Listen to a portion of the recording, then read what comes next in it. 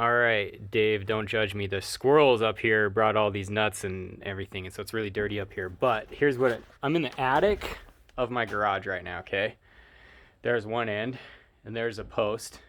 This is what the engineer had me do, is set this post on the wall.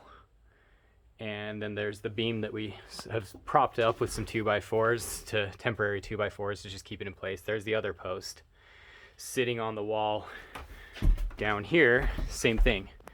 So this is what the engineer had me do.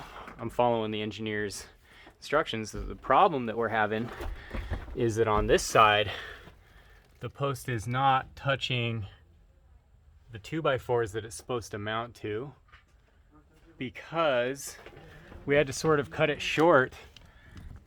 So like, we'll tie this post into these 2x4s, or the beam, sorry, we'll tie the beam into these 2x4s. But what happens is when you get to the middle of the garage, it touches. When you're in the middle of the garage, they start touching. So basically the middle of the garage is sagging, so it's touching all the way. And then you get over to the other post that, let me step over here and show you. Okay, so when we're on this post, we're trying to put this post up, right? And the problem is we have this huge gap here that we're trying to get the beam up. But when we do that, because by the middle of the garage, like 3 or 4 2x4s down, by the middle of the garage, we're touching. So if we try to set that post into place, it's lifting the middle of the garage up. So everything's creaking and cracking and you can hear it. And so let me show you down below what we have going on. The garage is just held by tie-ins, see? So down below it's just tie-ins and then some posts that like hold that. So what we've done is like set that beam up there, and what's happening is the middle of the garage is sagging down, so it's a low point, and then the two ends are higher up, so there's gaps. So my question is, should we just allow the gaps to be there and then shim them?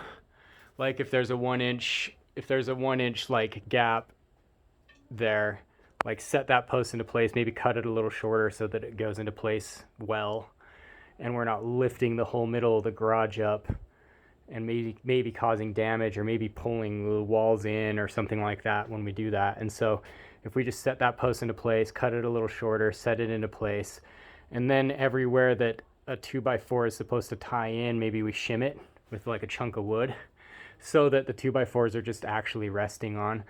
And then whatever's going on with the roof can just continue to happen. Like it sort of sags in the middle and it's sort of higher over here, but like it'll just continue to do that. That's kind of my question for you is, or do we have this jack that we were like using the jack to help us lift the beam a little bit so that we could pound the post into place. But like, should we just put the jack like in the middle and just like lift the whole roof and then like pound that post into place? Like that's kind of my question. So we don't know what to do, because every time we try, we hear the whole roof creak and crack, and we're like, and even if we pound it into place, there's still gaps over there because it's just higher up on the ends and it's just lower in the middle.